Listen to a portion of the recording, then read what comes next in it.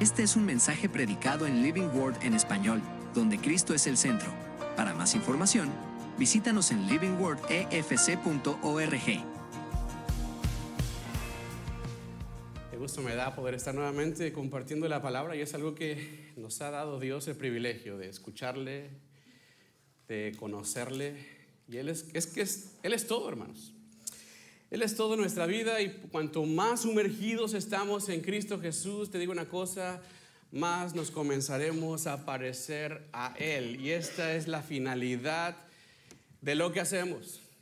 Todo lo que hacemos, hacia dónde vamos, es precisamente hacer más como Jesús. Hemos estado estudiando durante los últimos meses, si tú te acuerdas, la carta de Pablo a los Efesios. Y si te has dado cuenta, Pablo ha estado haciendo un énfasis muy importante en el conocimiento de nuestra identidad en Cristo para los que hemos creído, ¿verdad? Ha sido trabajo, ¿verdad? Ha sido arduo lo que Pablo nos habla a través de esta carta. Y es que es importante esto para nosotros. ¿Por qué? Porque nos ayuda en nuestro andar cristiano. La identidad que Cristo nos ha dado a los que hemos creído nos ayuda en nuestro andar cristiano. Y es importante saber esto porque no sé si sepas, pero hay una gran diferencia entre vivir una vida cristiana y vivir la vida cristiana.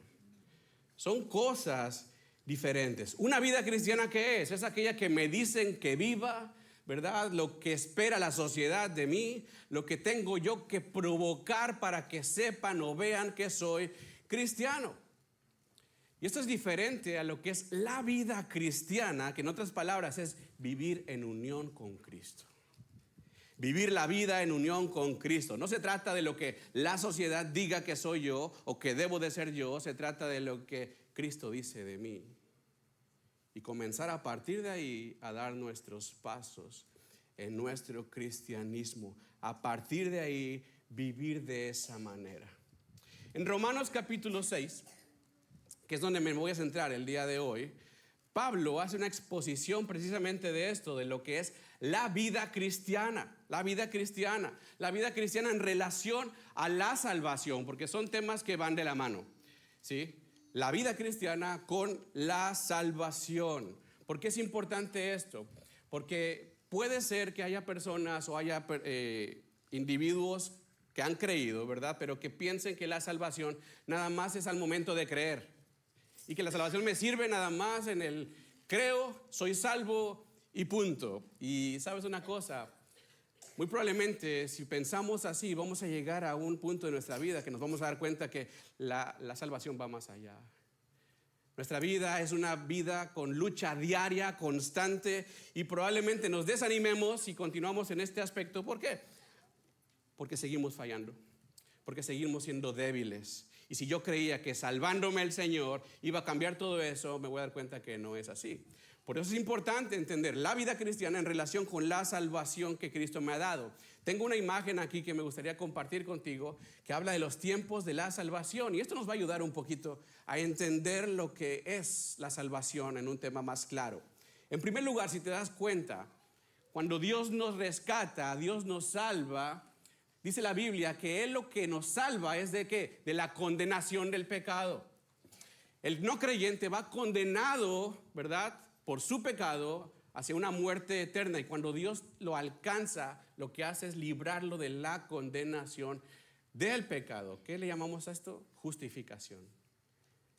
Pero a partir de ahí entramos en otro tiempo de salvación, y es lo que a veces nos cuesta un poquito entender. El siguiente tiempo de salvación es aquel tiempo en el cual Dios ahora nos está salvando ya no de la condenación, eso ya quedó. Ahora lo que nos salva es del poder del pecado, todos los días, constantemente. ¿Por qué? Porque seguimos en esta carne, y esta carne es de pecado. A eso le llamamos santificación. Es Dios salvándonos o librándonos del poder del pecado, y eso va a ser desde el momento en que creímos hasta el día que estemos con Él. Ya sea que venga por su iglesia o ya sea que nos llame a su presencia, vamos a estar en esta etapa, en este tiempo de salvación, y pasando esto estaremos ahora en otra etapa, la cual Dios nos va a salvar de la presencia del pecado. Ya no habrá pecado. A esto le llamamos glorificación, ¿sí? Ahora ya no habrá pecado, ya estaremos fuera de la presencia del pecado. Y eso es importante notar. ¿Por qué? Porque de esto depende que comiences a vivir la vida cristiana en unión con Cristo y no solamente una vida cristiana aparente o externa. Si estás en la carta a los Romanos, vas a notar que Pablo termina el capítulo 5 diciendo que el propósito de la ley, escucha, el propósito de la ley es ¿para qué? Para que el pecado abunde. Entre más reglas hay, entre más leyes hay, ¿qué es lo que pasa? Más pecador me veo, ¿estás de acuerdo? Entre más señalamientos vemos en la calle, más veo mis faltas. Así es la ley del Señor. Pero ¿qué pasa acá? Dice el versículo 20 del capítulo 5 de Romanos, ¿verdad? Que al abundar el pecado, ¿qué pasó? Sobreabundó la gracia. Y este fue el argumento de Pablo en el versículo 20 del capítulo 5. Sin embargo, previendo la respuesta del hombre, porque normalmente somos así, ¿verdad? Y decimos, ok, la gracia es más grande que mi pecado, entonces voy a pecar más, ¿para qué? Para que la gracia sea todavía mayor. Y Pablo, previendo esa respuesta del hombre, ¿qué es lo que hace? Comienza el capítulo 6 del versículo 1 diciendo esto. ¿Qué pues diremos? ¿Perseveraremos en el pecado para que la gracia abunde? En otras palabras, Pablo está diciendo, ¿crees tú que la gracia es una excusa para pecar? ¿Podemos considerar nosotros que por cuanto estoy viviendo en la gracia me da luz verde para seguir pecando total? ¿Él se glorifica más en mí? ¿Cuántos pueden pecar de esa manera diciendo, peco para que Dios se glorifique? Te digo una cosa, no es posible agarrar la gracia como excusa para continuar en mi pecado. Y es lo que muy probable muchas personas lleguen a tener este entendimiento y decimos, ya soy salvo. ¿Y quién me separará del amor de Dios que es en Cristo Jesús? Y nos sale lo bíblico ahí. ¿Quién me va a separar del amor de Dios? La verdad es de que no podemos continuar en esa actitud, en ese pensamiento. ¿Por qué? Porque eso nada más muestra la evidencia de que no he entendido. De que muy probablemente estoy viviendo una vida cristiana nada más, algo aparente, algo que yo me esfuerzo porque vean, pero en mi interior sigo completamente hundido. Ahora, no confundamos el pecar, porque es verdad que muchos seguimos en esta lucha constante, ya lo vimos en la santificación. No confundamos el pecar con perseverar en el pecado. ¿Te das cuenta de lo que está diciendo Pablo acá? Son cosas diferentes. La palabra perseverar trae la idea de ¿qué? De habitar, de residir, de estar ahí, en ese lugar plenamente, constantemente. Si estamos en la santificación, ¿Dios qué va a hacer? Trabajar constantemente en nosotros. Siempre y cuando tú y yo nos rindamos a Él y le busquemos y nos acerquemos. ¿Te acuerdas que dice Filipenses 1:6? Pablo dijo, estoy convencido de esto, que el que comenzó en ti la buena obra, Él la va a perfeccionar. ¿Quién la va a perfeccionar? Entonces, ¿a quién necesitamos? A Él. Y si estamos tú y yo en esta etapa, te digo una cosa, el pecado tiene que ir haciéndose menos y no viceversa. El pecado tiene que ir menguando, tiene que ir haciéndose menos y no al contrario. Piensa un momento en tu vida, en tu corazón, en tu andar cristiano, la condición del pecado. ¿Crees tú que permanece igual? ¿O peor, está creciendo? Si estamos en esta etapa es para aprender del Señor y corregir nuestra vida en su poder, porque Él es el que nos libra. Necesitamos estar atentos, hermanos, atentos en nuestra vida, en nuestro corazón, porque la gracia de Dios no es excusa para permanecer en el pecado. ¿Qué es gracia? Gracia es recibir lo que no merezco. Y si Dios nos ha dado por gracia salvación, yo tengo que entender que no la merezco. Quizás es mucho del problema que tenemos acá. creo que merezco su gracia. ¿Por qué? Porque creo que me la he ganado. Señor, yo he hecho tantas cosas, voy a la iglesia todos los domingos y no he faltado, pregúntale al pastor.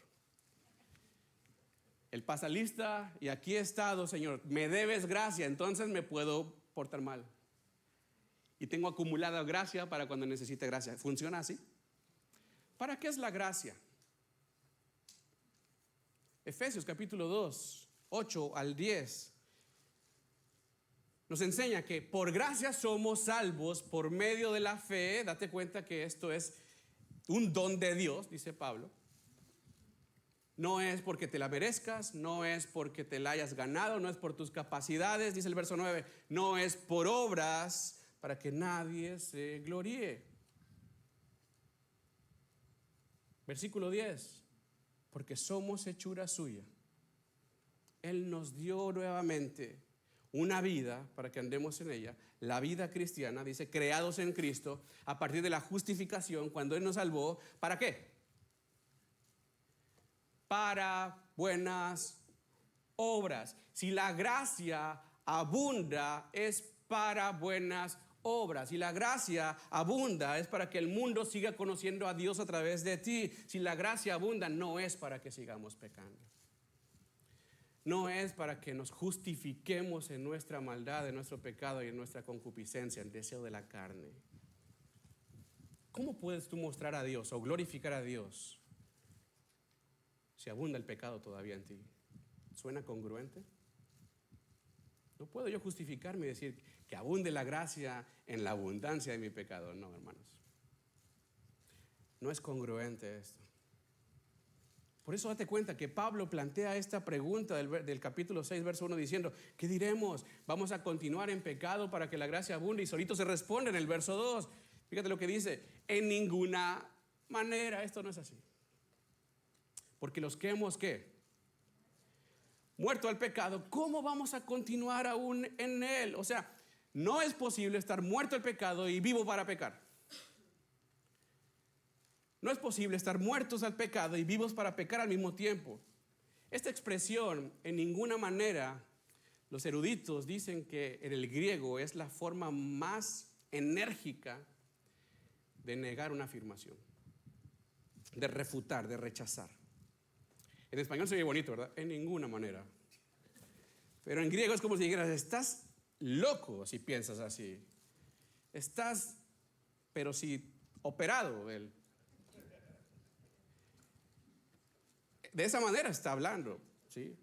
Pablo dice que tal pensamiento de permanecer en el pecado es imposible para el creyente. No se puede perseverar. No podemos creer que la gracia me va a ayudar o que puedo yo usar y justificarme porque la gracia está en mí. No puedes. ¿Por qué? Porque ya moriste al pecado. No puedes perseverar porque ya se supone que estás muerto. Esta frase dice, hemos muerto al pecado. Te vas a dar cuenta que está en pasado. Fue algo que ya ocurrió. No dice que estás muriendo al pecado. Ya moriste a él.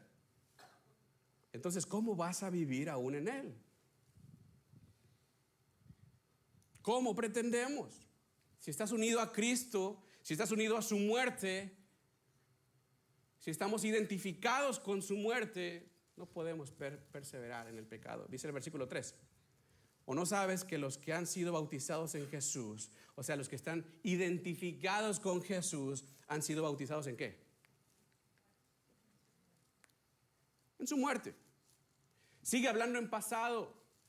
Fue algo que ya ocurrió, ya aconteció cuando Él te salvó. Esta palabra bautizado significa sumergido, unido, profundizado en Él. Y Pablo está haciendo referencia a los que hemos creído en Él. Estamos en esa condición, inmersos en todo lo que Jesús es. Todo lo que le ha acontecido a Él me ha acontecido a mí. ¿Por qué? Porque estoy unido a Él. Entonces, si Él murió, yo morí. Y así como si Él resucitó, yo también, por Él y para Él. Dios nos identifica con sus padecimientos y uno de ellos, ¿sabes cuál es? la muerte. Si tú te dices creyente, tienes que saber una cosa. Esa salvación de la condena viene por la muerte en Cristo. Por cuanto morimos juntamente con Cristo, morimos a la condenación también, aquella condenación que nos separaba, y ahora tenemos libertad. Somos libres para ya no pecar. Aquel que diga, es que, hermano, no puedo dejar de pecar. Bueno, se supone que Dios ya te dio libertad porque moriste al pecado juntamente con Cristo. Fíjate lo que dice el versículo 4. Porque somos sepultados juntamente con Él para muerte por la unión, por el ser sumergidos en Él, por identificarnos en Él. De la misma manera, iglesia, que el creyente debe verse con Cristo, identificado con Cristo, tiene que ser en su sepultura, dice Pablo. ¿Qué significa esto? Ya no podemos seguir estando arraigados con la vida anterior. Ya no podemos seguir permaneciendo en la vida anterior, en el pecado anterior, en el viejo hombre, sino en la nueva identidad que tenemos en Cristo. Sigue diciendo el versículo 4. Así también nosotros andemos ¿en qué? En vida nueva. ¿A qué se refiere esto? Así como te identificas en su muerte, así te identificas en su sepultura, y así te llega o te da o recibes o vives o disfrutas la resurrección para vida nueva. Este es el fundamento para la vida nueva. Esta es la base para la vida nueva. ¿Cuál? El haber recibido la resurrección por Cristo. La resurrección en Cristo. Si no hay resurrección, no hay vida nueva. Y te digo una cosa, si no hay muerte, no puede haber resurrección. ¿Quieres vivir vida nueva pero sin morir a tu vida anterior? ¿Quieres la vida nueva pero no quiero dejar la anterior? Esto es imposible, hermanos. No se puede, dice el versículo 5. Porque si fuimos plantados juntamente con Él en la semejanza de su muerte, así también lo seremos, ¿en qué? En la de su resurrección. Para vivir, primero hay que morir. Para vivir, primero hay que morir. Y si quiero vivir la vida cristiana, necesito cada día ¿qué? Morir a mí mismo. Jesús dijo en Lucas 9:23, el que quiera venir en pos de mí, ¿qué? Niéguese a sí mismo, tome su cruz cada día y sígame. Negarse a sí mismo, ¿qué es? Aquello que yo deseo, que yo anhelo, aquella vida anterior que yo vivía, es dejarla a un lado, pero para eso necesitas tú morir. Cuando Jesús dice toma tu cruz, no se está refiriendo a cuélgatela en el cuello nada más. En aquel entonces, cuando decían cruz, era sinónimo de muerte. Las personas que escuchaban que les tocaba la cruz temblaban, porque no había nadie que fuera a la cruz y viviera. Jesús dijo, toma tu cruz, ¿cada cuánto? ¿Nada más cuando recibes al Señor? Todos los días. Morir es esto, todos los días morir para todos los días vivir la vida de Él. Yo no puedo vivir su vida si no dejo la mía. No se puede. Quiero permanecer en mi vida y aún así decir que soy cristiano. Necesitamos dejar pasar la vieja vida. A eso se refiere 2 Corintios 5:17, donde dice, de modo que si alguno está en Cristo, ¿qué? Nueva criatura es, las cosas viejas pasaron, se fueron. Por lo tanto, necesitamos morir cada día para vivir esa nueva vida en Cristo. Si quieres una nueva vida, necesitas la resurrección y no podemos resucitar si no hay muerte.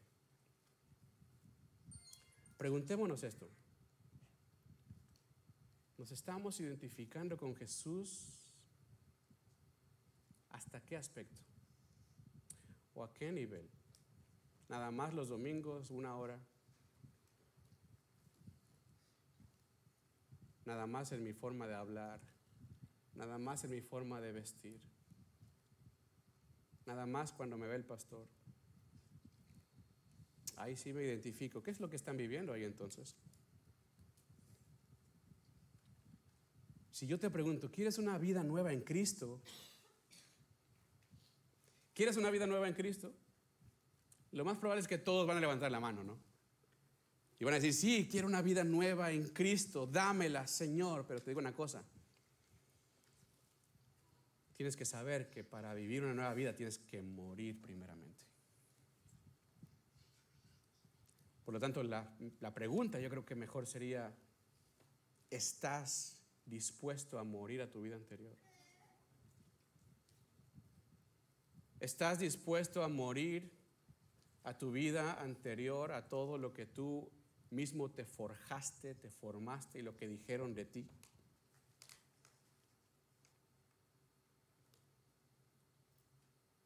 Eso es estar en unidad con Cristo. Eso es vivir la vida cristiana. Si Cristo padeció, yo también padezco y muero a mí mismo por recibir lo que Él es, por vivir lo que Él es. Él nos ha dado gracia y nos salvó en su gracia. Pero no nos da gracia para permanecer en pecado. La gracia de Dios nos impulsa a la obediencia. Si la gracia abunda es para buenas obras, iglesia. Si la gracia abunda es para que Cristo sea conocido y Dios sea glorificado. Y el resultado de la gracia en nosotros será la nueva vida en unión con Cristo y todos sus padecimientos.